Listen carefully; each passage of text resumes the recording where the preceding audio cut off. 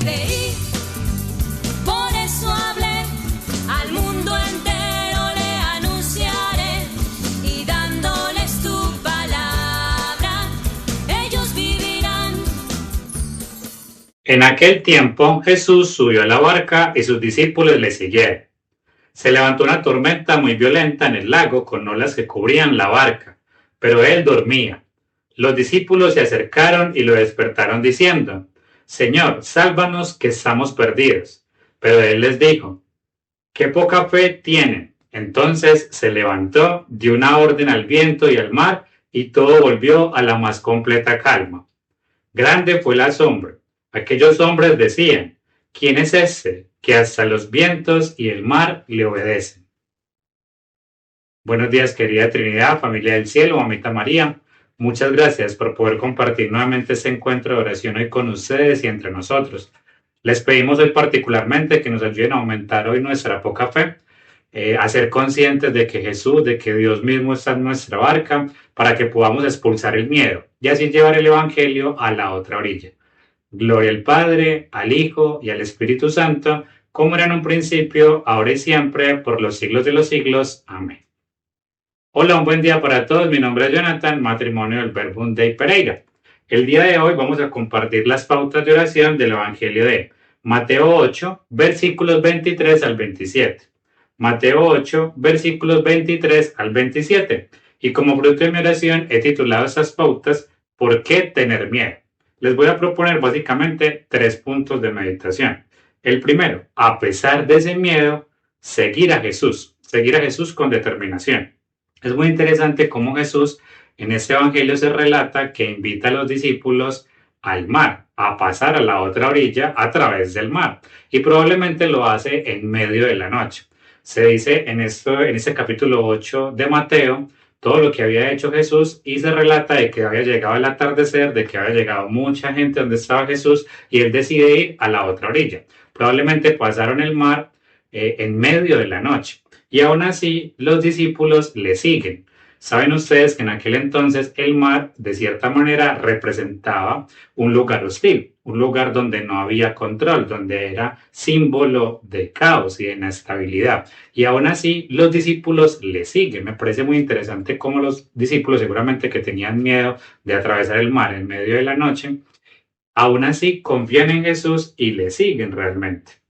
Saben que es Jesús el que va con ellos, el que lo han visto hacer esa cantidad de milagros, profetizar y demás, y por eso le siguen. Y yo sentía hoy particularmente una invitación que nos hace Jesús hoy a ir a esos lugares donde no tenemos el control, donde pueden parecer inestables, de cierta manera a salir de nuestras zonas de confort, porque es necesario que podamos ir y atravesar a la otra orilla. A mí particularmente me resuena cuando me hace una invitación particular a trasladarme del colegio a esos lugares donde los profes en ocasiones tenemos miedo porque no controlamos muchas cosas. No sabemos cómo va a ser la nueva comunidad educativa, no sabemos cómo van a ser los estudiantes. A veces si es un colegio que está en zonas populares y demás, le tenemos mucho miedo de ir ahí porque no controlamos lo que pueda pasar, y siento que Jesús en muchas ocasiones me ha pedido: ve allá, que allá te necesito, sígueme, yo me monto de primero, vamos a esa otra orilla, vamos a través del mar, porque el mar de cierta manera también es una señal, es una necesidad de salvación. No sé si recuerdan en el Éxodo cuando el pueblo de Israel pues viaja para atravesar pues de cierta manera ese mar que se abre en dos. Dios le abre el mar a través de Moisés, los hace pasar por ahí, y aunque el mar de cierta manera también es signo de destrucción, es signo de salvación. Era necesario que el pueblo de Israel pasara por ahí para que pudiera llegar realmente la liberación. Sentía yo particularmente en este evangelio así mismo, que es necesario ir a esos lugares donde tenemos el control, porque es necesario llevar el evangelio, porque es necesario llevar la salvación, no solo para nosotros, sino también para los demás. Realmente es en doble vía. Sentía yo que los discípulos precisamente necesitaban montarse en la barca para aumentar la fe, que es lo que acontece en los versículos siguientes, ¿no? Y aquí el segundo punto de meditación: conocer realmente a Jesús para expulsar esos miedos irracionales que podamos tener. Veía yo que de cierta manera los discípulos tenían un miedo irracional. lo habían visto hacer cantidad de milagros a Jesús y aún así tenían miedo. Me preguntaba yo, me decía en la oración si eso no era irracional. Lo habían visto sanar leprosos, expulsar demonios, incluso curar a la distancia.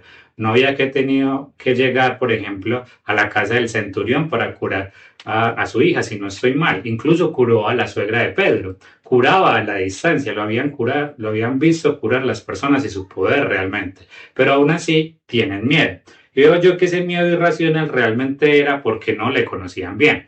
Al final de estos versículos se relata de que ellos se preguntan, ¿quién es este que hasta el mar y el viento le obedecen? Hasta el momento habían visto el poder de Jesús sobre los hombres, pero no habían visto el poder de Jesús sobre la naturaleza misma. Esto estaba reservado realmente para Dios. ¿Quién podía hacer caso a un hombre sin la naturaleza misma? ¿Cómo podía el mar y el viento hacer caso a un hombre? Era porque ese hombre realmente era Dios. Hacer caso a la naturaleza, nunca habían visto esto de Jesús. Y ahí de cierta manera se dan cuenta de que este no es solo un hombre, sino que es Dios mismo el que está con ellos. Nosotros a veces también tenemos muchos miedos irracionales al no conocer realmente a Jesús, al no reconocer que precisamente es Dios mismo el que va en nuestra barca, que es Dios mismo, creador del universo, quien viaja realmente con nosotros. Solamente conociéndolo bien podremos expulsar nuestros miedos irracionales. Un caso muy concreto, particularmente en esa crianza de Benjamín, de mi hijo, ¿no? Me disculpo por los que no me conocían antes, yo trabajo como profe y tengo un hijo reciente, ¿no? Tiene 2 años actualmente. Y en medio de estos 2 años hemos tenido muchos miedos irracionales. ¿Qué pasará con eso? ¿Será que es bueno iniciar alimentación complementaria? ¿Será que es bueno dormirlo hasta ahora? ¿Será que es bueno despertarlo, que haga este número de siestas? ¿Será que es bueno meterlo al jardín ya? Una cantidad de miedos irracionales. Y esto pasa porque no soy consciente en muchas ocasiones, no somos conscientes en muchas ocasiones que Benjamín es un proyecto de Dios. Y de que esas decisiones que vamos tomando, si son proyecto de Dios, nada malo puede ocurrir. Con esto no quiero decir que no haya tormentas, que no sea difícil. Jesús mismo cuando dice que vayan a la barca, no les quita las tormentas de los discípulos. Hay tormentas, pero hay una certeza de que esas tormentas no tienen la última palabra. No tiene la última palabra porque Jesús va en la barca, porque Dios mismo va en la barca. Y así podemos expulsar estos miedos irracionales que nos impiden vivir felices realmente y llevar el Evangelio a otras partes, aumentar nuestra fe. Y aquí el tercer punto de meditación que les propongo, despertar a Jesús para que aumente nuestra poca fe. Jesús no está recriminando que no tengan fe.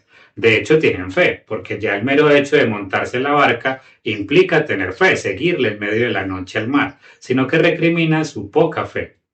Los discípulos despiertan a Jesús porque tienen poca fe, y Jesús atiende esa necesidad de poca fe. De hecho, Jesús no atiende la tormenta exterior inicialmente, sino que atiende la tormenta interior. Primero les atiende esa tormenta interior y con ello calma la tormenta exterior que hay alrededor. De cierta manera, les aumenta esa poca fe. Y les invito a que ustedes también puedan despertar a Jesús para que calme nuestras tormentas. Inicialmente nuestras tormentas interiores y con ello nuestras tormentas exteriores, para que así como en el Evangelio, pues realmente haya una gran calma, para que podamos confiar realmente en Él. En estos tiempos hay muchas tormentas, seguramente ustedes alrededor tienen muchas tormentas, pero cuando aprendemos a confiar en Él, cuando aprendemos a conocerlo realmente, pues estas tormentas se van a apaciguar. Y sobre todo las tormentas interiores, esas tormentas interiores que nos impiden crecer, que podamos despertar a Jesús, que podamos ir a Él en la oración para que apacigüe nuestras tormentas interiores y nos aumente la fe, para que podamos seguir creciendo en esa experiencia pues de Dios. Pidamos pues también a Mamita María poder descansar en Dios. Pedía yo, ya con esto termino, cómo Jesús puede dormir en medio de la noche. No sé si les ha pasado a ustedes, ¿no? Precisamente yo el día anterior, anoche, no pude dormir muy bien. Tenía muchas preocupaciones en mi cabeza, hacía mucho calor, escuchaba ruidos raros y no podía dormir profundamente. Veía yo cómo Jesús puede dormir en medio de las tormentas porque seguramente confiaba en el Todopoderoso, confiaba en su Padre. ¿Quién más puede dormir profundamente que un niño, por ejemplo, que confía en sus padres? Lo veo yo en mi hijo Benjamín, porque sabe que todo estará bien. Que podamos así aprender de María esa confianza en el Señor de que todo estará bien a pesar de las tormentas. Les deseo pues una feliz oración.